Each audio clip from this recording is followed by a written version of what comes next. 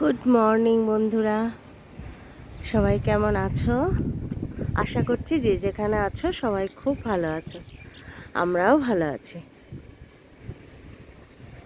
আমার নতুন একটা ব্লগে তোমাদের সকলকে স্বাগত জানাই। রোজের মতন চলে এসেছি ছাদে পাখিদের খেতে দিতে। আজকে হলো শুক্রবার। আজকে আমি অনেকটা টেনশন ফ্রি। ব্রুজো ভালো আছে, ওষুধ দিয়েছি ওকে। সত্যি কালকে খুব টেনশনে ছিলাম গো ব্রুজোকে নিয়ে। যাই হোক, তো এখান থেকে ব্লগটা শুরু হচ্ছে, দেখতে থাকো শেষ পর্যন্ত, দেখার অনুরোধ রইল। আশা করি ভালো লাগবে। আজকে শুক্রবার, আজকে নতুন একটা দিনে নতুন একটা ভিডিও তোমাদের জন্য। সবার প্রথমে জানাই ধন্যবাদ তাদের যারা আমার চ্যানেলটাকে সাবস্ক্রাইব করেছো। আর একটা ধন্যবাদ জানাই তাকে যে আমাকে খুব সুন্দর একটা কমেন্ট করেছো কালকে। মামন তার নাম। তোমাকে অনেক ধন্যবাদ কমেন্ট করার জন্য, এত সুন্দর একটা কমেন্ট করার জন্য। ও লিখেছে যে তোমার পরিবারকে ভালোবাসা দিয়ে গেলাম। সত্যি খুব ভালো একটা সুন্দর একটা কমেন্ট।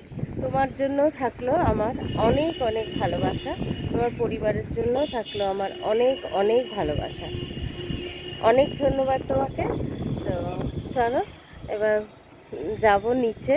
নিচে গিয়ে প্রাত্যহিক কাজ কর্ম যা আছে সেগুলো করব, সবটাই তোমাদের সঙ্গে শেয়ার করব। সাথে থেকো, আশা করি ভালো লাগবে।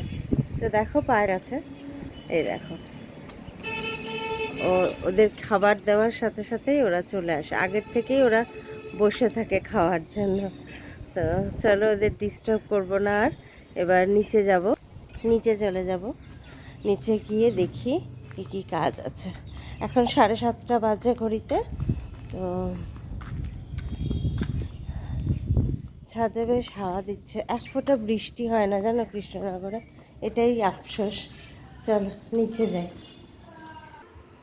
দেখো নিচে এসে রান্নাঘরে চলে এলাম। এখানে কতগুলো বাসন জমেছে সিঙ্কে। এই তাওয়াটাও কালকে আলু পরোটা করেছিলাম, এটা মাজতে হবে। তো এগুলো মেজে নেব। তো চলো, এই যে এবার এগুলো মেজে তারপরে বাসি কাজ সেরে তারপরে চা খাবো। বন্ধুরা এই বাজার থেকে এলাম, বাজার না মানে সামনের এই দোকানে গেছিলাম, বাসন কটা মেজে গেছিলাম। এখন 8:30 বাজে, 8টার সময় গিয়েছিলাম। এটিএম গেলাম, তারপর লন্ড্রি গেলাম, তারপরে আর কিছু জিনিসপত্র ছিল, ওই দুধ আনার ছিল, ওগুলো সব নিয়ে এলাম। তো এইমাত্র এলাম, এবার দেখি একটু চা করে খাবো। তো চলো দেখে নাও। এই দেখো এই জিনিসগুলো আনতে গেছিলাম, এই যে দুধ, এই যে বিরিয়ানির মশলা, ছোলা ভাজা, আর এই যে সার্ফের প্যাকেট, সার্ফ এক্সেল, আর এই যে একটা পাঁপড় আনলাম। এই পাঁপড়গুলো খেতে আমার খুব ভালো লাগে, লম্বা লম্বা রোল পাঁপড়। সেই স্কুলে ছোটোবেলায় পাশে বসতো না নিয়ে, সামনে স্কুলের সামনে, সে কিনে কিনে খেতাম, মনে পড়ে যায় সেই ছোটোবেলার কথা। তো এই কফি এনেছি, তো এগুলো আনা হয়েছে। আর তো 1 কাপ চা নিয়ে বসে পড়লাম। তো এখানে রাখি ফোনটা, গরম লাগছে ভীষণ জানো তো, কিন্তু পাখা চালাতে পারছি না। পাখা চালালে সাউন্ডটা ঘ্যার ঘ্যার করবে বলে সেজন্য আর পাখা চালালাম না। তোমাদের সঙ্গে একটু কথা বলি। আসলে কালকে ব্রুজোকে নিয়ে প্রচণ্ড টেনশনে ছিলাম, 2 দিন ধরেই খুব টেনশনে ছিলাম জানো তো। ওর গায়ে টিক্স হয়েছে বললাম না, সেগুলো খুব বড় বড় হয়ে গেছিলো। তো এইটার থেকে যদি ফিভার আসে, ডক্টর বললো যদি জ্বর হয় এই টিক্স থেকে, তাহলে কিন্তু ডগিকে বাঁচানো যাবে না। তো খুব চিন্তায় পড়ে গেলাম। বললো কিন্তু ওষুধ আছে, ওষুধটা দিয়ে দিলে 24 ঘন্টার মধ্যে ওরা নিজেরাই মরে গায়ের থেকে ঝরে পড়ে যাবে। তো কালকে বিকালবেলায় অনেক ইয়ে করে বলে কয়ে রসগোল্লা দিয়ে ওষুধটা খাইয়েছিলাম। ওষুধটা খেতে সত্যিই ভালো, বুঝো কোনো বায়না করেনি, খেয়ে নিয়েছে। আর ওগুলো না সেই লিচ মানে ওই জোকের মতন, বুঝলে, খালি রক্ত চুষে চুষে খাচ্ছিল ওর গায়ের থেকে। আর প্রচুর প্রচুর রয়েছে। এগুলো সব ওই সেন্টার থেকে এসেছে। ওর গায়ে কোনো দিন এর আগে পোকা হয়নি, কারণ আমি ওকে বাইরে বের করি না, সেই জন্য এই পোকার জন্যই বাইরে বের করি না। তো আসবে কোত্থেকে বলো, এতদিন কোনো দিন ওর গায়ে আমি পোকা দেখিনি। এই ফার্স্ট ওই দমদমে গেলাম, ওকে সেন্টারে রেখে গেছিলাম, তারপর থেকে তো ওকে নিয়ে খুব টেনশন হচ্ছিল। আজকে টেনশনটা অনেকটা কম, কারণ কালকে রাত থেকেই বিকেল 5টার সময় ওষুধ খাইয়েছে। একটা ওষুধের দাম 1130 টাকা, ভাবো তাহলে সেটা কতটা পাওয়ারফুল ওষুধটা। তো ওটা খাইয়েছি, ওটা খাওয়ানোর পরে বিকাল 5টার সময় খাইয়েছি। রাত্রির তখন 9:30, হ্যাঁ 9:30 পৌনে 10টা বাজে, তখন দেখি একটা দুটো করে ওর গায়ের থেকে পড়ে যাচ্ছে পোকাগুলো। আজকে সকালবেলা অনেক রাত পর্যন্ত কাল জেগেছিলাম, প্রায় 2:30 পর্যন্ত জেগেছিলাম, যে ওর কোনো অসুবিধা যদি হয় বা কিছু, পোকাগুলো কি অবস্থায় রয়েছে, কি হচ্ছে। দেখলাম সব ঝরে ঝরে পড়ছে। তো তারপরে ঘুমিয়ে পড়েছি, কখন ব্রুজও ঘুমিয়ে পড়েছিল। তারপরে সকালবেলা উঠে দেখছি পুরো বিছানা ভর্তি ঝরে ঝরে পড়ে রয়েছে, মরে পড়ে রয়েছে আর কি পোকাগুলো। এখন ব্রুজো অনেকটা ফ্রি, আমরাও অনেকটা টেনশন মুক্ত। তোমাদের আশীর্বাদে, তোমাদের ভালোবাসায় ব্রুজো ভালো আছে। তো আজকে এই এখন এক কাপ চা নিয়ে বসলাম, 8:45 বাজে। ছেলের অপেক্ষা করলে আমার চা না খেলে না ভালো লাগে না কাজ করতে। তাও তো কতগুলো কাজ করলাম বলো, ঘুম থেকে উঠে পাখিদের খেতে দেওয়া, নিজে ফ্রেশ হওয়া, বুঝুকে খেতে দেওয়া, তারপরে এসে ওই এঁঠো বাসনগুলো ছিল ওগুলো মাজলাম, মেজে সিঙ্ক টিং সব পরিষ্কার করে রান্নাঘরের তাক সমস্ত কিছু মুছে তারপর রেডি হয়ে গেলাম। ওই অতগুলো কাজ করে এলাম বাইরে বেরিয়ে, চা না খেয়ে, মানে বাসি মুখে বলছি, শুধু মুখেই বলতে পারো। কিচ্ছু খাইনি সকালবেলা উঠে, শুধু একটু জল খেয়েছিলাম। তো অনেক দিন পর একটা বন্ধুর সঙ্গে দেখা হলো আজকে, বহুদিন পরে, প্রায় 1-1.5 বছর পরে। ওর সঙ্গে দেখাই হয় না। তো ওর সঙ্গে দেখা হলো, ও বলল যে কিরে তোকে এত রোগা লাগছে, কি করে, শরীর খারাপ নাকি? আমি বললাম না না, আমি ইচ্ছে করে একটু ডায়েট কন্ট্রোল করছি যাতে একটু রোগা। বলছে খুব ভালো লাগছে দেখতে, অনেকটাই রোগা হয়ে গেছিস, কী করে হলি? আমি বললাম তাহলে আমার ভিডিও দেখতে হবে, আমি ইউটিউবে ভিডিও বানাই, ওটা দেখতে হবে, দেখলেই বুঝতে পারবে আমি কি করে এটা বানালাম শরীরটা। তোমরা তো সবাই জানো বন্ধুরা, আমি ব্রেকফাস্টটা স্কিপ করি, ব্রেকফাস্টটা আমি খাই না, চা আর বিস্কুট এই দিয়েই চালাই। তো এটা করে আমার অনেকটাই উপকার হয়েছে। রাতে একটা রুটি খাই, দুপুরবেলার ভাতটা খাই যতটা পরিমাণ পেট ভরার, সবই খাই আমি, তাছাড়া বাদবাকি সবই খাই। চিনিটা একটু অ্যাভয়েড করি, চিনিটা খাই না, চায়ে চিনিটা খাই না। তাছাড়া এমনিতে তো সব কিছুতেই চিনি আমি দিই, মানে ওই রান্নাতে তো চিনিটা খাওয়া হয় এক্সট্রা করে, আর চায়ে চিনি ওই জন্য খাই না। তো এইভাবেই আমি প্রায় 1 বছর, হ্যাঁ 1 বছর ধরে এরকম চলছে, 1 বছরের বেশি হবে। তো আগে জানো তো ভীষণ মোটা ছিলাম, মানে আমার 66 কেজি ওজন ছিল। তো যখনই কোথাও ট্যুরে যাওয়ার হতো, বেড়াতে যাওয়ার কথা হতো, তার 6 মাস আগের থেকে আমি ডায়েট কন্ট্রোল করতাম, যে ডায়েট করি তারপর ঠিক হয়ে যাব, মানে ফিট হয়ে যাব।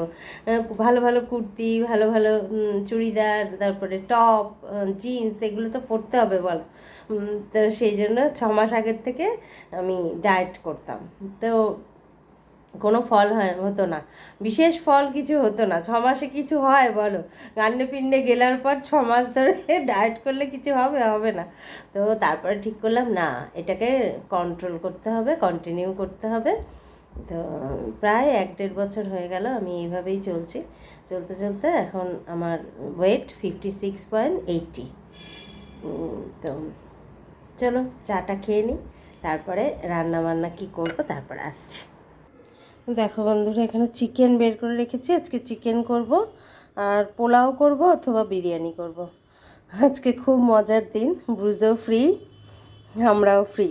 তো টেনশন মুক্ত হয়ে আজকে ছেলে বললো চিকেন খাবে, তো চিকেন বের করেছি। আর এখানে রসুন ছাড়ানো চলছে, এই যে আদা রসুন সব ছাড়িয়ে নিয়েছি।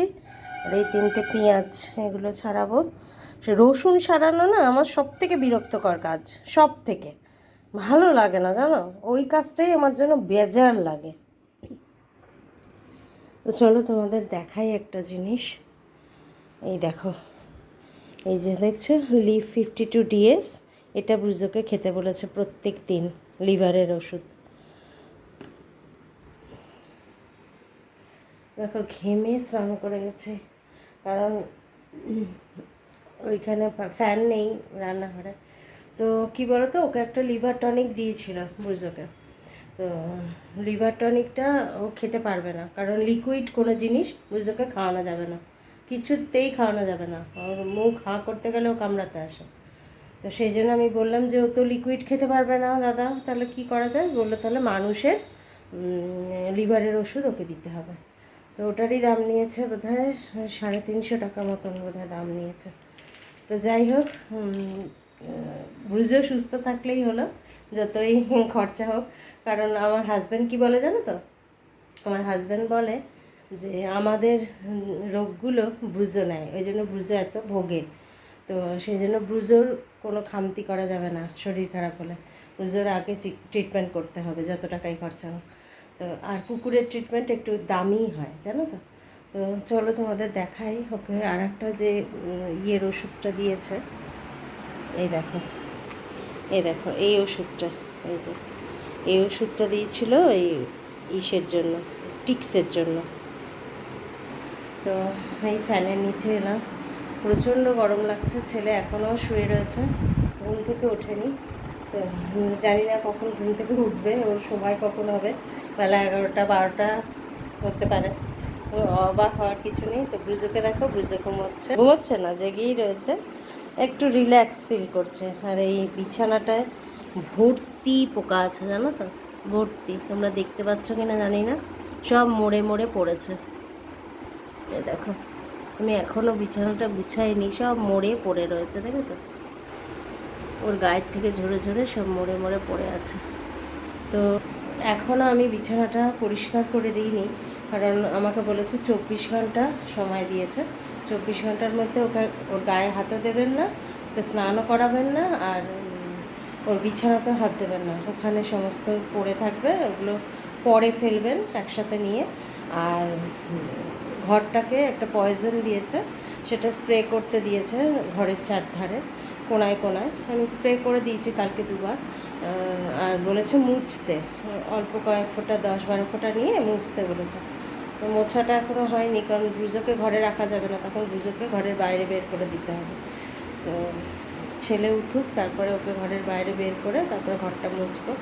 যখন মুছবো তখন ও যেন না থাকে, কারণ চাটলে পরে ওর ক্ষতি হতে পারে, সেই জন্য পরে মুছবো। এখন একটু পাখার তলায় বসি, তারপরে রান্নাবান্না করবো।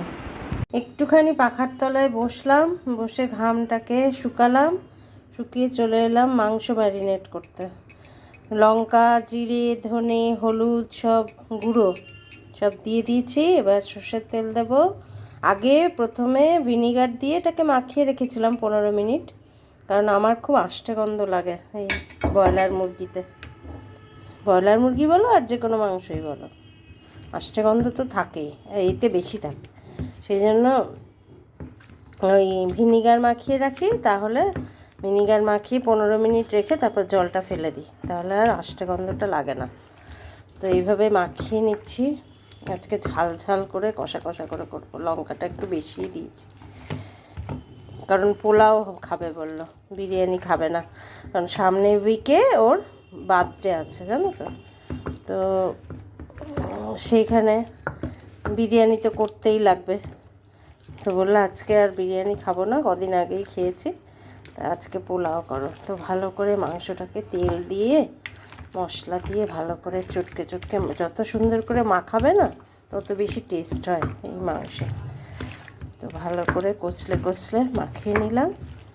আমি এই করছি এই গরমে, হ্যাঁ একটু করে কাজ করছি, একটু করে পাখার তলায় গিয়ে বসছি, পারছি না গো এক নাগারে টানা কাজ করতে। এই করতে গিয়ে আরও দেরিও হচ্ছে, কিন্তু কিছু করার নেই। এখন অলরেডি 10টা বেজে গেছে। এখন আর 1 কাপ চা খাবো। ছেলে উঠেছে, ছেলে উঠে বলল, ওর কাছ থেকে জানলাম বিরিয়ানি খাবে না, কারণ এই মাংস হলেই না ওর কিছু লাগে, মানে বিরিয়ানি হয়, বিরিয়ানি নাহলে পোলাও, এইসব ফ্রাইড রাইস এইসব খেতে লাগে ওর। তো সেই জন্য ওকে জিজ্ঞাসা করেই কাজটা করলাম। তো এই তো পেঁয়াজ টিয়াজ সব কেটে নিয়েছি, আর এই যে রান্নাঘরে থাকাই যাচ্ছে না, এই মশলাটা বেটে নিয়েছি, পেঁয়াজ আদা রসুন সব পেস্ট করে রেখে দিয়েছি। এখন থাক, এখন চা খাবো, চা খেয়ে তারপরে কাজ করব। বিরিয়ানির আলুও কেটে ফেলেছিলাম, দেখো ছেলে বললো খাবে না, তো আর বিরিয়ানি করবো না, মাংসে আলু দেবো কি না ভাবছি, দেখি কি করি। তো এই তো 2 কাপ চা বানিয়ে নিলাম। এখন সেকেন্ড রাউন্ড চা খাওয়া হবে। চলো চাটা খেয়ে তারপরে আসছি।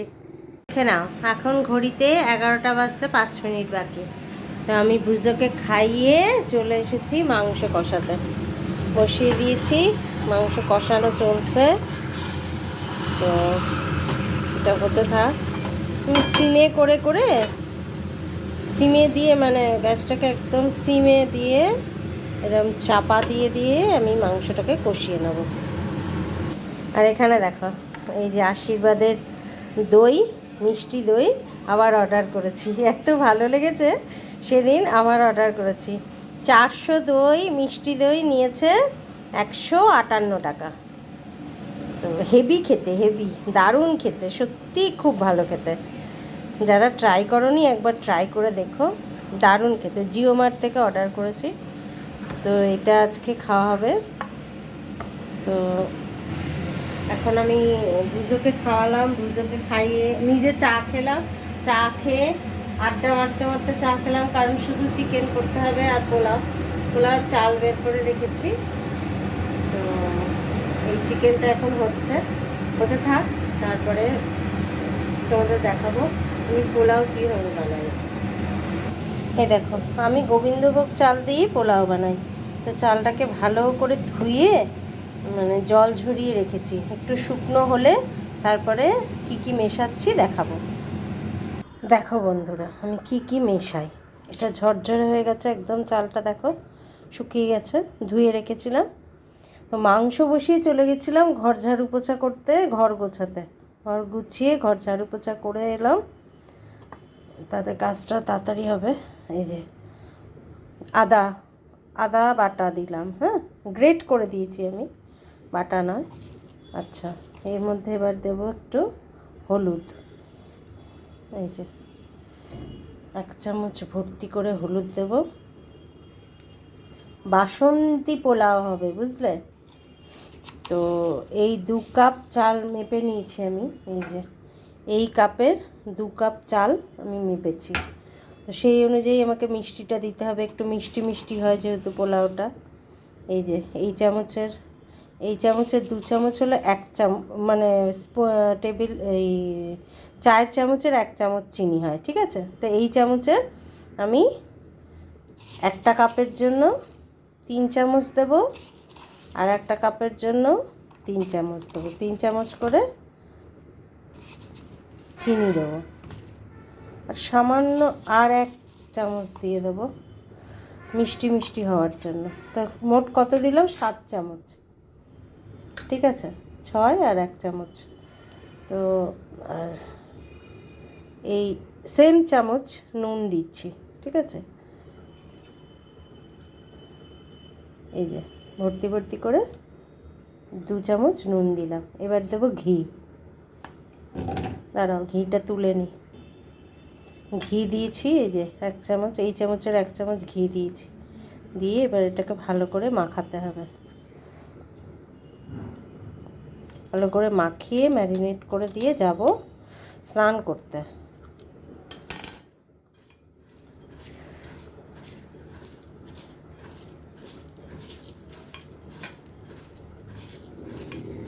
গন্ধটাই দারুণ লাগে। তারপরে এসে বসাবো এটা। গরম মশলা আর তেজপাতা ফোড়নে দেবো। প্রথমে সাদা তেল আর ঘি দিয়ে দেবো একটু, দিয়ে গরম মশলা আর তেজপাতা ফোড়ন দিয়ে তারপরে বসিয়ে দেবো।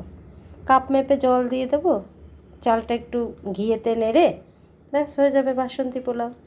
তো চলো, তো বন্ধুরা সব কাজ সেরে চলে এলাম তোমাদের সামনে। কি কি রান্না হলো আজকে দেখে নাও তাহলে। দেখো, টান চলে এসছে চিকেন কষা, ঝাল ঝাল চিকেন কষা। দেখেই লোভ লাগছে না? স্বাদেও অপূর্ব হবে আমি আশা করি। আর এখানে আছে বাসন্তী পোলাও, গন্ধে আমার রান্নাঘরটা একদম ভরপুর। তো হয়ে গেছে বাসন্তী পোলাও আর চিকেন কষা, এটা আজকে আমাদের লাঞ্চ মেনু।